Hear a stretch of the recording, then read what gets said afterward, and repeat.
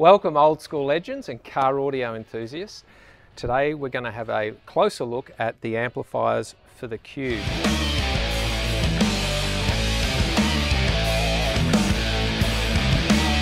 Now if you recall, we're using the Orion Concept 97.3 amplifiers, and when we went through the equipment description some time ago, we said that effectively a 97.3 is the same as a Orion 2250 amplifier on the inside. So I've taken the covers off, I'm going to have a look at it.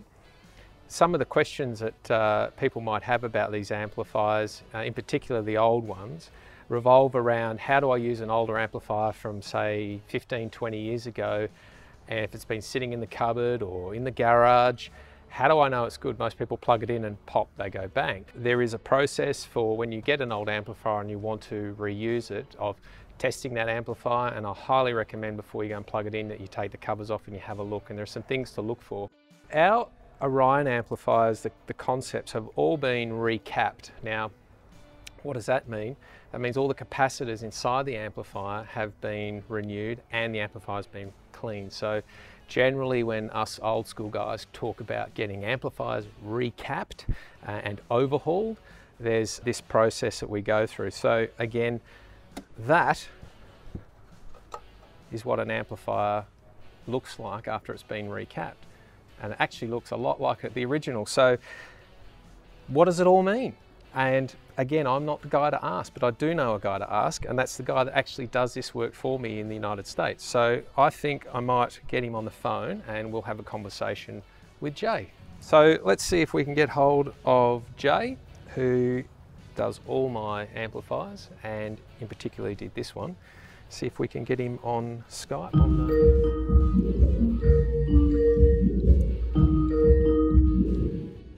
What's going on, Craig? Hey, can you hear me okay? I can hear you okay. Yeah, that's good, man. Well, I've got you into the workshop here. I've got a couple of questions I want to ask you, but do you mind if I record this? No, by all means, by all means. By all means. I see you've got your good Rockford Fosgate shirt on. Nice work. I had to represent in some small fashion. It is a Thursday after all. Nice work, man. All right, well, it's Friday evening here. Look, can you see on the bench here, can you see the Orion amplifiers I've got? Yes, I can. Looks like you've got a Concept 97.3 and XTR 2250. Yeah. Nice. Now, I bet you recognize this concept because it's one that you recapped for me. So I was just trying to explain the process of, you know, when we get an amplifier and we take it out of the closet after 20 years, you know, one of these old school amplifiers, and you know, we plug it in, it goes bang. The process, I guess, that I would recommend, or you would recommend as the expert, for when we get an old amplifier out like this and we're going to reuse it for the first time, what are some of the things that we should look for? Now, I've taken the end plates off and I've opened up the amplifier. So I'll spin both of them around. And the good thing about this is then people can see that these amplifiers are effectively identical, which is what we were talking about in our last little video. So what should I look for? Like, walk me through this. Anyone picking up an amplifier and they're looking at this, what should I look for, the obvious signs if the amplifier really shouldn't be used or should be sent for overhaul? Well, I mean, I think the first thing that we have to do is, obviously, you've got the end caps off and you've got it open to the point where you've exposed the board and everything that's there in front. The first thing that somebody like myself would do is do a visual overlook of the whole thing. Just first and foremost, see if anything stands out, if there's small pieces of wire that are laying about, if there's corrosion on anything that stands out, if there are loose parts that are floating around. You know, you would be shocked to see how many amplifiers that I get in that actually have items like that are inside of them. Those small little strands of wire, although the amplifier could very well be in an operating state, those small strands of wire could potentially cause a failure for that. But work your way from one end of the amplifier to the other, making sure that nothing is loose. There are no extra parts or bits of wire or anything conductive that's floating around, if you will. And then you start to get to a little bit more detailed look. One thing that I do after I do a general oversight of the whole thing is start to look at the bases of all the capacitors that are inside the amp itself. You'll want to take a look, and these are all of the caps that you have inside there. Some of them look like they're bulged, some of them aren't. One thing to note is you'll see in both of the amplifiers you have there, the larger black caps have an actual plastic lid on the top of them. So if you move your hand towards your left a little bit, your right hand, the large caps that are in the center there, yes. All of those caps, large size, have a plastic disc with like a gate code on them. Those discs, over time, with heat, they kind of pucker up or swell a little bit. Okay. One way to test whether or not that is actually a swelled cap or not is to physically put your finger on the center of it and push it down. If it moves, then it's just a plastic that's raised up. Exactly. If it doesn't move, then you've got a swelled cap that's underneath of it. This amplifier here is one that you've recapped and overhauled because it looks brand spanking new. This is a second-hand XTR 2250, which I purchased, one of many out of the vault, and it actually hasn't been recapped. This is all the original capacitors, and so I had a look earlier and they didn't look swollen. I couldn't see anything obvious. So does that mean we can use the amp? Does it mean we can't use the amp? It all looks good, it looks clean, neat. Actually, it's probably the cleanest second-hand amp that's 20 years old I've seen in a long time. I think it's even got the original wired cable still from Orion in there. I've done the checks. Let's assume we've looked at it. It all looks good. What's the next step? The next step would be is check the larger, first and foremost, check the larger caps, but also don't forget to check the smaller ones too. The light green caps that are towards your right hand at the end of the amp, those are ones that do have a tendency to leak if they do leak. Those are the ones that are most common that will leak. But not every time that there's a leak will it be an excessive amount. Sometimes it's hard to see. Sometimes you can't tell that it was leaking until you actually get it out of the amp. But overall, if you don't see any corrosion that's coming around or any etching or deterioration around the base of the caps, you're pretty much good to go. If in a perfect situation, you've done your checks and hook the amplifier up and you're in a position to fire the amplifier up, but you can do it at a reduced current. That is the ideal thing. Not everybody has the opportunity to do that though. One simple way to do that, if you don't have equipment like I do or any other experienced tech, would be to use an inline resistor. Use a couple of ohms resistor, 5 to 10 ohms, whatever. And what that will do is put that in line with your power line going into the amp, and that will effectively reduce the amount of current that can actually flow through to the amp. Sure. So in the event that you do have a failure or that something isn't just right, you don't pull full-blown current to the amp and potentially damage something.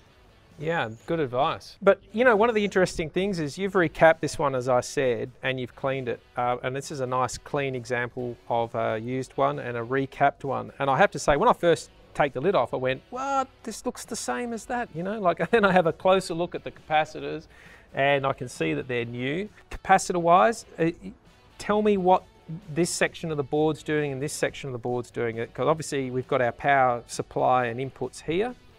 And I'm assuming we're going this way to our signal out. What, in general terms, what is the amplifier actually doing? So what you've got is, from the left-hand side of the amplifier there, this is what we consider to be a dual mono amplifier. And what that means is it's got effectively 2 small amplifiers on a single board. So as you can see from the left-hand side, working inward, you have a bunch of caps. You have a hand-wound transformer that's next to those. And then you have another transformer, another set of caps. It's pretty much a mirror system. So you have 2 power supplies, right, left and right. One power supply feeds one output channel, one power supply feeds a second output channel. As you work past, that is your output stage. So you can see that on the outside edges of the amplifier, that there are devices that are underneath those clamping rails. Those are your output devices. So each one of the power supplies has its filtering components and its outputs. In this specific amplifier, there is output leads that come from the output of each individual transformer and then extend to the output section of the amp that it's feeding. There are red and black power wires that are clamped or zip tied to the rails that extend down towards the input section or the output section. There you go. Those are the feeds, the power feeds from each individual power supply that feed that specific output section. Okay. And then obviously at this end you have our RCA cable. So for the layman such as myself, we hook it up with our power cables in, we've got our RCA out, and then we've got little gain pot at the end here. I'm assuming when we flash up these amplifiers for the first time, I'm sure everything's, as you said, you were talking about a resistor in line, turn our gain down, and then we just bring it up slowly and see how it performs. Correct. And that's ultimately the best way that you want to do it. There are instances where not all of us have the opportunity to do that, and for the most part, you can get away with it. But technical terms, if you want to do it the safest way, you definitely want to do it in a position where you can limit the current that's feeding an amplifier. If you know that an amplifier is bad or it's failed in some respect, then you're already going to tear into it. There's no question about that, and you're not going to power it up. But if you have an amplifier, like we all do, that's been sitting in a closet for years, it's a smart thing to take and try to limit your current going to it before you fire that thing up. Well, that's really helpful, I got to say, because I'm going to test this one afterwards just to make sure it's fine. And it's no secret, I generally send most of my old school amplifiers your way somehow, halfway around the world into your little workshop there, mate. I hate to think how many I've sent you or you've got still sitting there. Quite a few, no doubt. Yeah, Mount Craig is what we call it. Mount Craig, nice work, mate. Fantastic. All right, that's really helpful. I think that's answered my questions. One last thing I was going to say, when you recap an amplifier, what do you use in the capacitors? Is there any particular brand you like to use, or? There are a handful of brands that I like to use. One of which is Nichicon, the other of which is Cornell Dubilier. The original cap, you have to remember from a manufacturing standpoint, and all manufacturers for amplifiers and electronics in general all follow the same rules of this. They make a design, and then what they do is they go back and forth with their engineering team and their budgeting team trying to figure out not only the best product that they can put out, but also the cheapest way to do it.